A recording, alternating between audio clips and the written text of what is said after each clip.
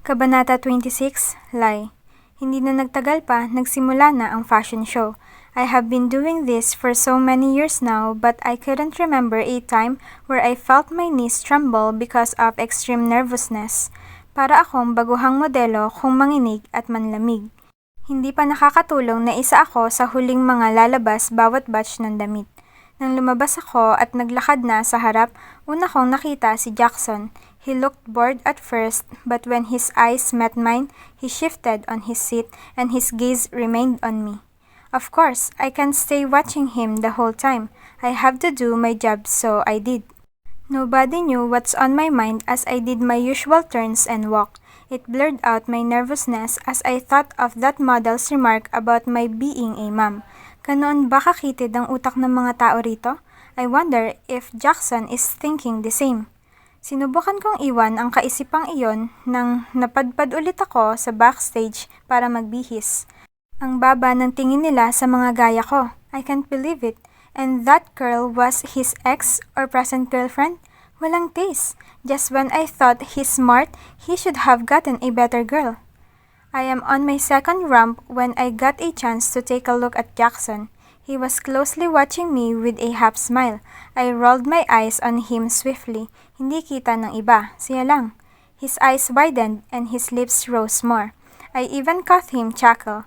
He shifted on his seat at iniwan ko na ang titig niya sa iritasyon sa kanyang naging reaksyon. My heart boomed so much pagkapasok ko ulit sa backstage. I know I have to move fast. Pinaligiran agad ako ng iilang stylist at makeup artist pero ang laman ng isipan ko ay ang nangyari kanina. I closed my eyes for a long time to slowly arrange my thoughts. I shouldn't be affected. I shouldn't show any signs of it. Mahabang panahon akong mag-isa at maayos ang kalagayan.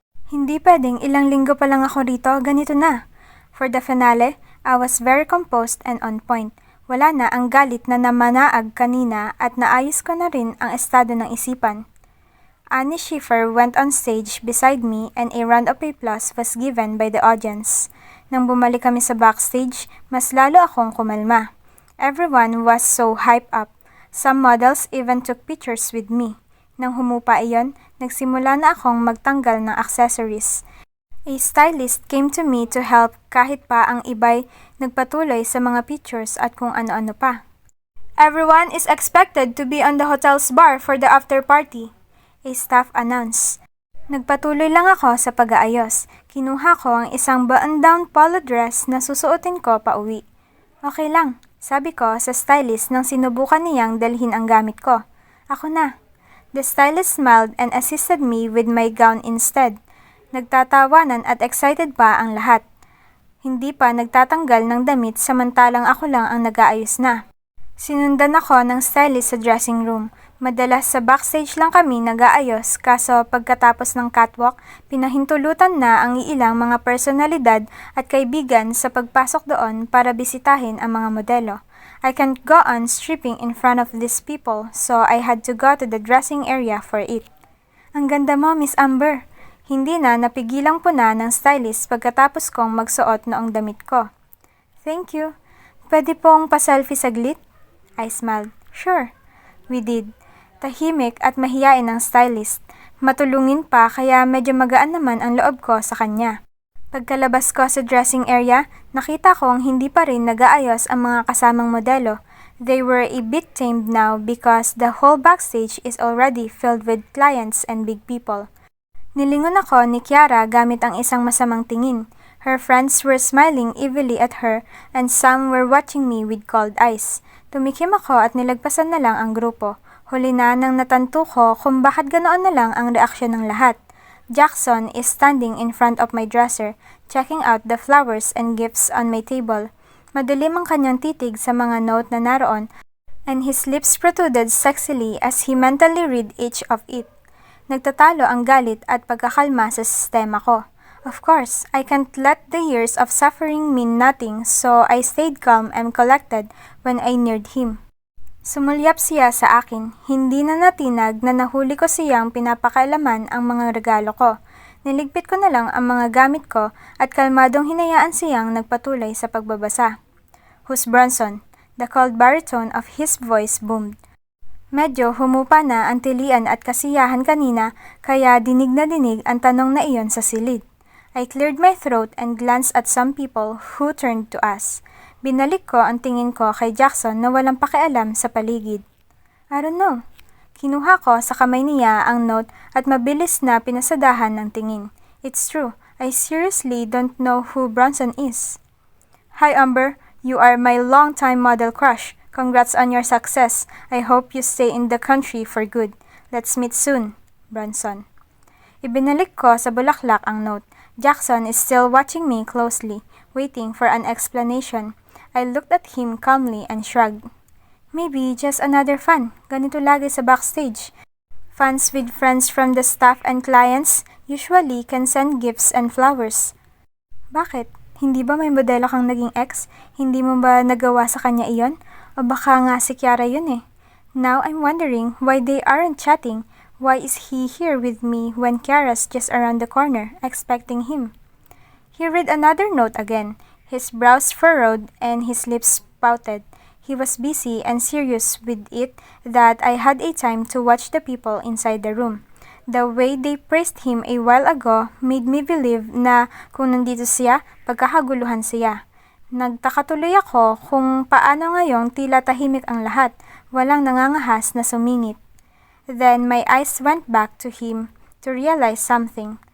Jackson Riego in his dark shadowy aura is intimidating. The confidence in the way he moves screamed success and the power from it is stemmed from him.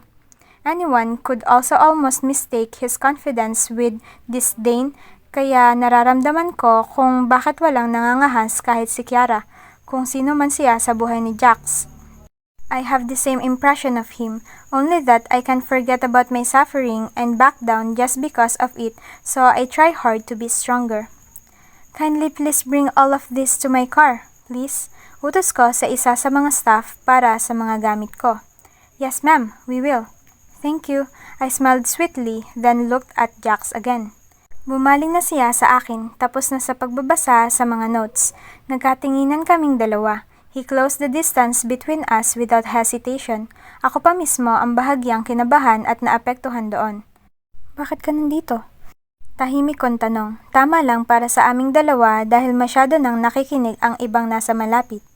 Ihahatid kita pagka-uwi mo, he said smoothly. I brought my car, so I'm fine. Isa pa, pupunta ako sa after party ni Annie saglit kaya mauna ka na. Pupunta rin ako. Bumuntong hinanga ako. I didn't like his idea ultimately. Ang sarap-sarap na ngang makipagtalo but showing any sign of anger and irritation means I'm slowly letting my own feelings get me. I have to be cool. Mauna na ako. Dito ka muna at mukhang hindi lang naman ako ang sadya mo. Hindi ko na isinatinig ang huli sa parehong dahilan. I don't want to show my feelings like that. Sumulyap ako kay Kiara at walang pag-aalinlangan na umalis sa backstage. Kinuha ko ang cellphone at mabilis na nagtipa ng mensahe para sa kaibigan.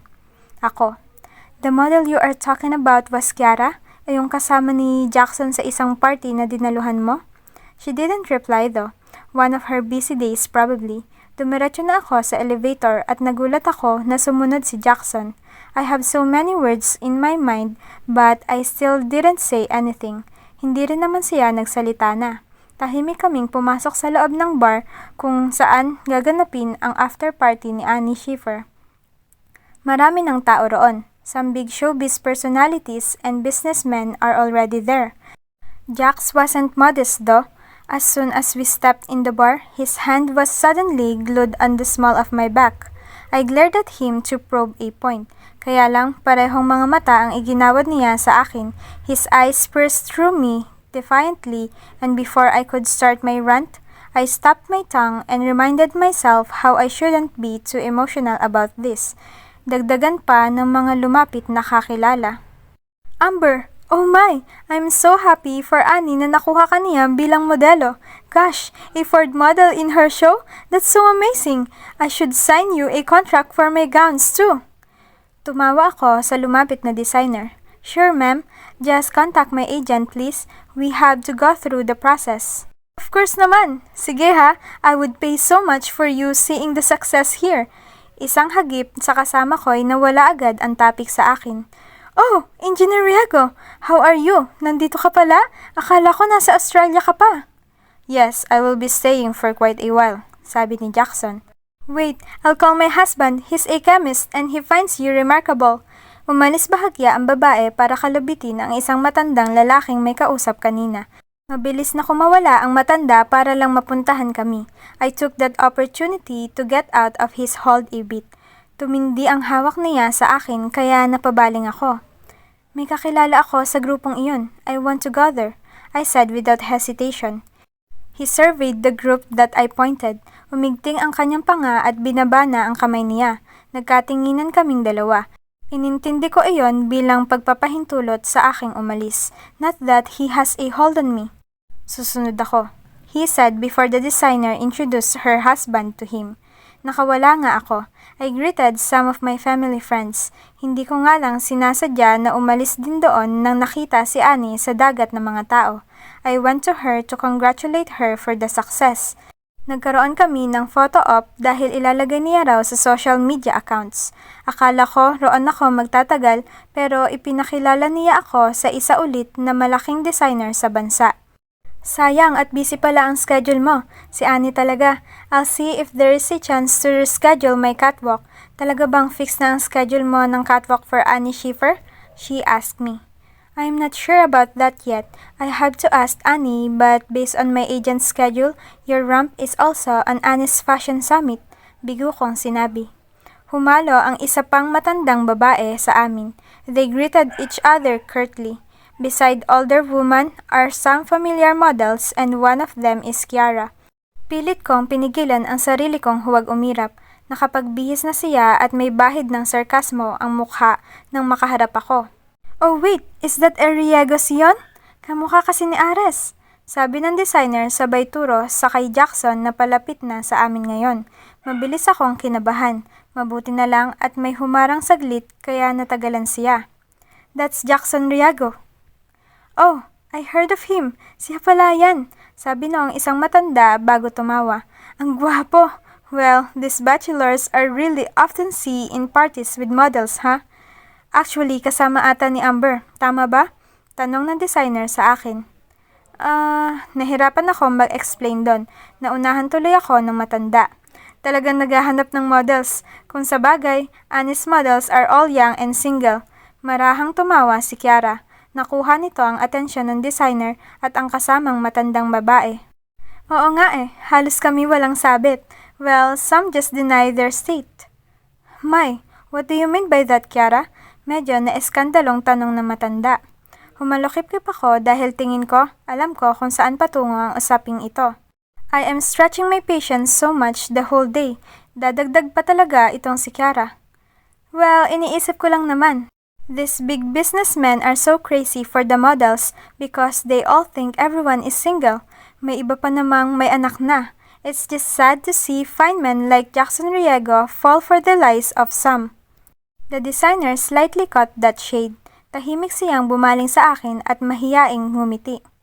Really? How cruel those model can be. Sino ba yung tinutukoy mo, Kiara? Tanong na matandang kausap nito. Yumuko ako at malalim na nag-isip sa mga sinabi niya. Hindi na nga lang ako nagkaroon ng pagkakataong pag-isipan pa ang lahat dahil binati na ng designer si Jackson. Nakalapit na ito. He stood beside me as he greeted the old ladies curtly. Hello, Iho. It's nice to finally meet you. I'm a friend of your father, Achilles. Sabi noong matanda. Matilda, my best friend. She's close to your father. You know her? Yes, ma'am. Tita Matilda is a friend to our family. Si Jackson. Sorry, naalala ko lang siya. Kasasabi lang kasi nitong pamangkin kong si Kiara na marami daw modelo ngayong manloloko na. Naisip ko lang si Matilda, though when she married her late husband, may anak na siya noon and Theodorico wasn't blind of her daughter. Medyo nalilito si Jackson sa sinabi ng matanda. Tumawa ang designer. Jax, they got an impression that some models these days lie about their status. Iyon lang naman ang ibig sabihin ni Madame Bev. Kiara smiled. Nararamdaman kong pakiramdam niya na nalo siya sa kung ano. She was then so confident that she started talking with the ladies. Marami talagang ganoon sa industry, but everyone's fit so nobody will really notice. Masama na ang tingin ng designer sa akin. I gritted my teeth and decided to finally end this. I have enough interaction for tonight. Uuwi na ako. Magpapaalam lang ako kay Annie pagkatapos nito. Right, marahan kong sinabi. Natigilan sila at napatingin sa akin. Maybe true for some. Hindi ko ay nakala na medyo malaking bagay pala rito ang pagkakaroon ng anak habang modelo ka. In the States, the highest paid models are usually mom of 3 and so. Thanks for the company. Pupuntahan ko lang si Annie para makapagpaalam na. I am enjoying but I have to go home to my son. He's waiting for me. Excuse me. I smoothly went out of their crowd. I heard Jackson excusing himself too.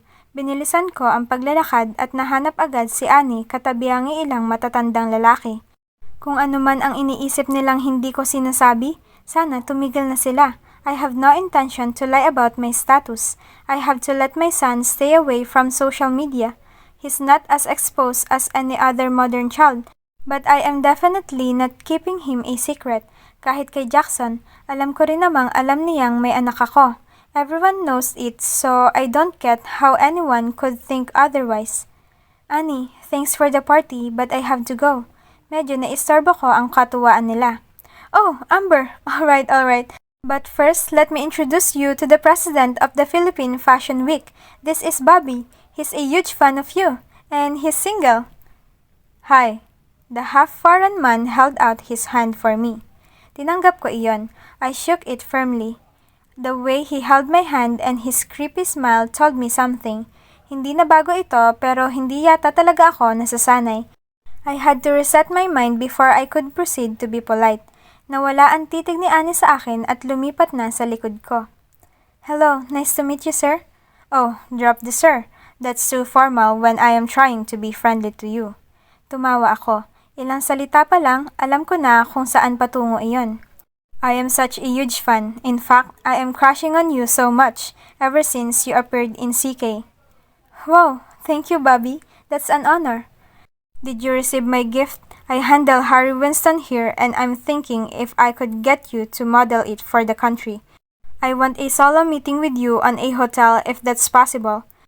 The last words garbled a bit when he saw someone snaring an arm around me. Well, Bobby, this is Jackson Riego here. He's with Amber, si Annie Schiffer. Nagbago ang timpla ng matanda sa titig niya sa akin. Nahaluan ito ng pagkahilaw at pagtango na lang. His neatly combed hair was then slightly disheveled for being a bit distracted about something. Kinuha ko ang calling card ko at ibinigay na kay Bobby. Jackson's arm around me are too territorial now. Halos nakahawak na sa aking tiyan ang kamay niyang nakapalupot. Here, just call my agent if you want me for it, Bobby. I am at my leisure these days because I'm away from my usual brands. Alright, I will, he said politely. Thank you, I have to go though.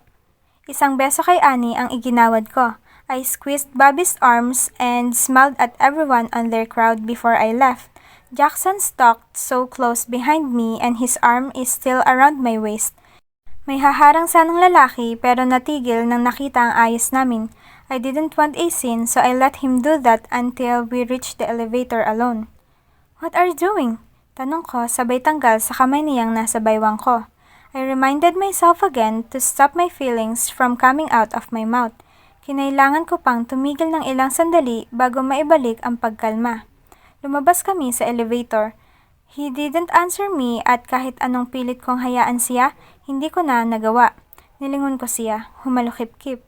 Kahit nasa gilid ko na ang sasakyan ko, hindi pa talaga ako pumasok dahil sa mga tanong ko. Ako dapat ang nagtatanong sa'yo niyan, mariin niyang sinabi. You are trying to stir rumors about us if you keep on holding me like that. Kalmado kong sinabi. That old man seemed too interested at ano ang ginagawa mo. He's interested with me because he wants me to become his model. We both know that that's not the only reason for that. I've noticed how welcoming you are even to those people who obviously likes you for other reasons. Bahagyang tumaas ang boses niya. Nang humakbang siya palapit sa akin, bahagya akong umatras. Doon ko lang natanto na wala na akong aatrasan pa dahil tumama na ang likod ko sa sasakyan. And he looked like he's slowly heating up. Although we are alone in that basement parking, Hindi ko kayang nagtatalo kami ng ganito. The way he sneered made my legs tremble. This is my job. Ganito talaga sa modeling industry. Kahit na halatang gusto kang bastusin, ayos lang. His voice is clearer and deeper now. Hindi ayos lang. I'm just being civil because I don't want to give the man a bad impression of me. Why not if he deserved it? You even gave him your number. I gave him my agent's number. Marahan kong sinabi. Ayaw sabayan ang iritado at galit niyang disposisyon. That's the same. That only means you're open to whatever he's offering you. I am open for the job. He closed the distance between us. Ramdam na ramdam ko ang pagkaputol ng litid niya dahil sa sagutan namin. Kahit anong hinahon at rahan ng boses ko, hindi ko ata siya mapapakalma. He's still the president of Fashion Week and Harry Winston is a good brand, so you still want to work with that old fucking man kahit pababastusin ka? I would fucking pay for your contract fee just so you'd stop it with that old man. Namilog ang mga mata ko sa sinabi niya, lalo pa sa iritasyong nakita ko sa kanya. He's so angry, I'm sure he'd turn violent anytime. Kinalma ko ang sarili ko at itinawa na lang ang matinding kaba. You're still at it with your accusation of me being charmed by old men, huh?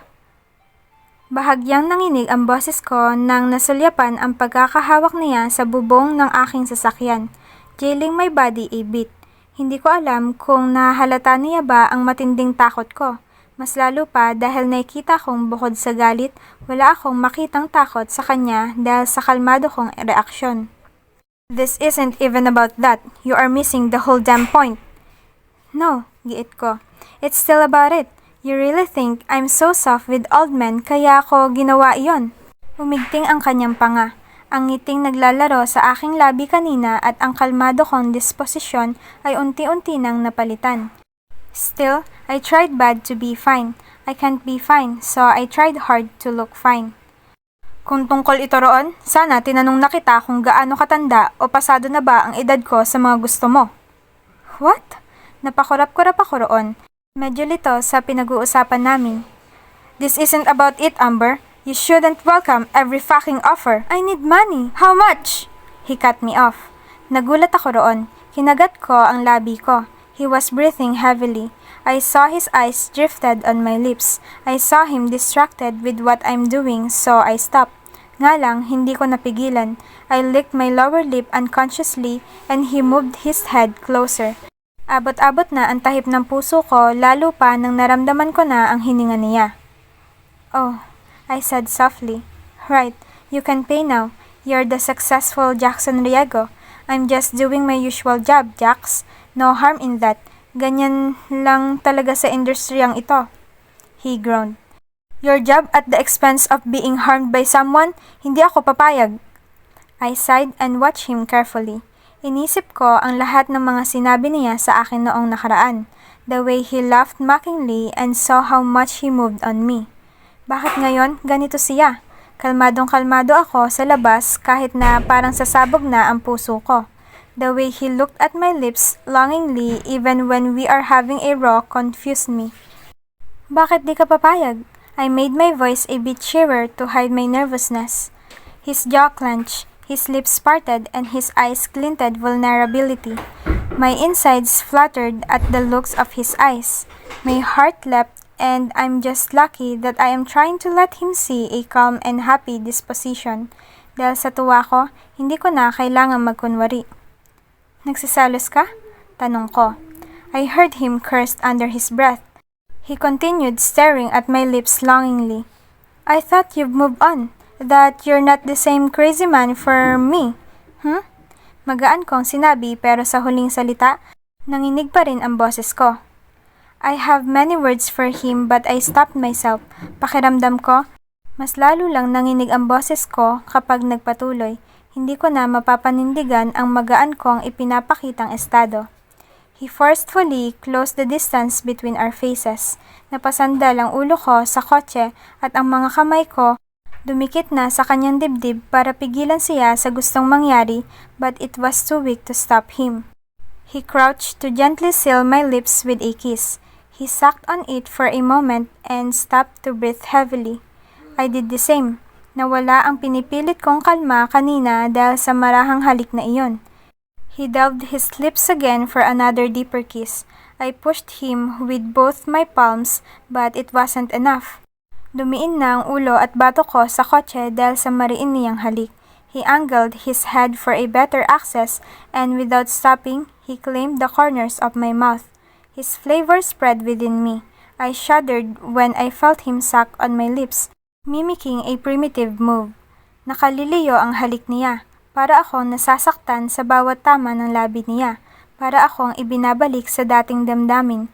His kisses are stripping all my built walls away effortlessly. Kaya lang, bago pa ako mawala sa sarili, nagkaroon ako ng lakas na maalala kung ano talaga ang ipinunta ko rito.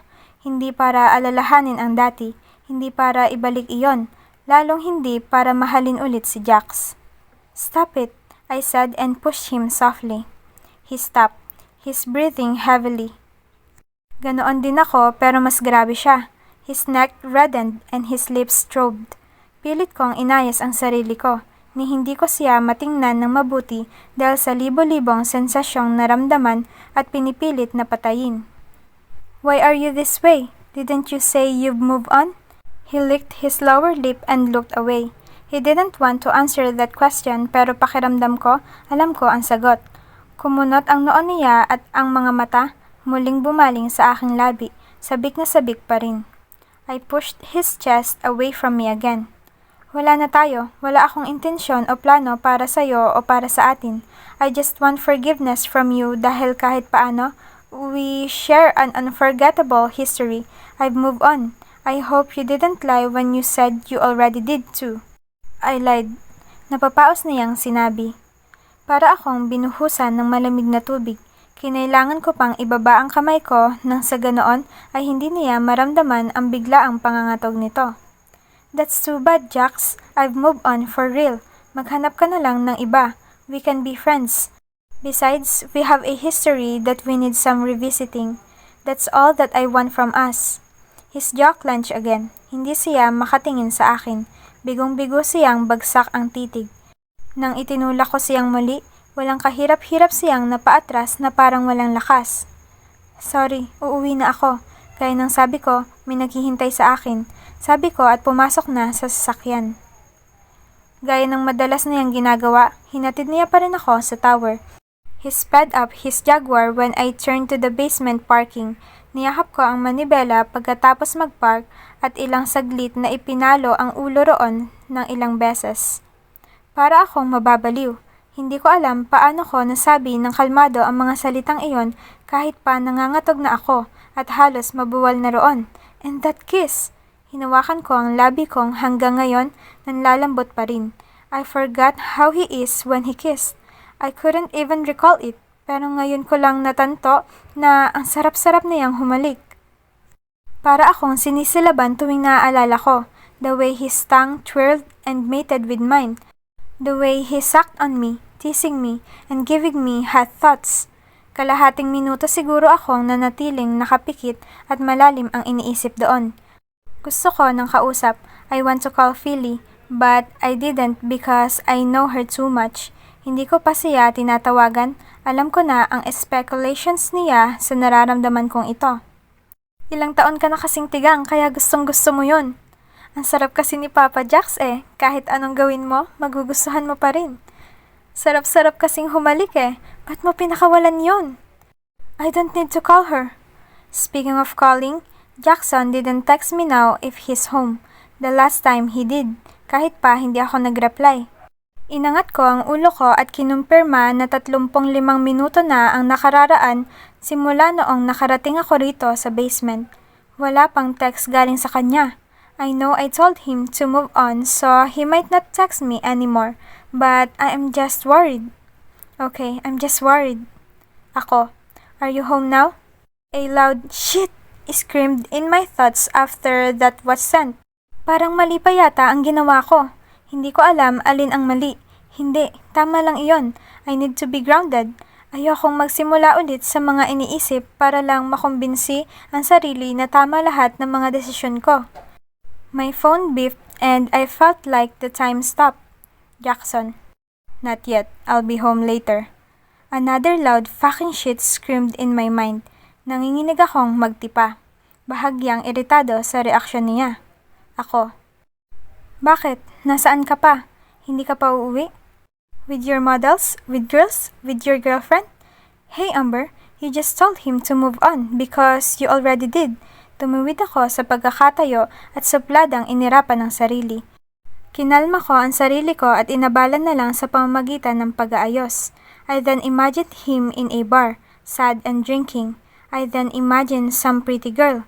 Binigyan ko ng mukha ni Kiara para mas lalong nakakainis. I imagined her hit on him and the sad Jackson kissed her. Nagbaga agad ako sa galit. Pilit kong inalala muli na ayos lang iyon. He needs to move on, but I can't seem to calm down anymore. Ako, are you drinking? Went to a bar? Jackson, uuwi na. Ako, bakit? Saan ka pala? Saan na pupunta? Jackson, nakauwi na. Pumikit ako ng mariin. Pakiramdam ko, ilang araw na lang, totohanang mababaliw na ako.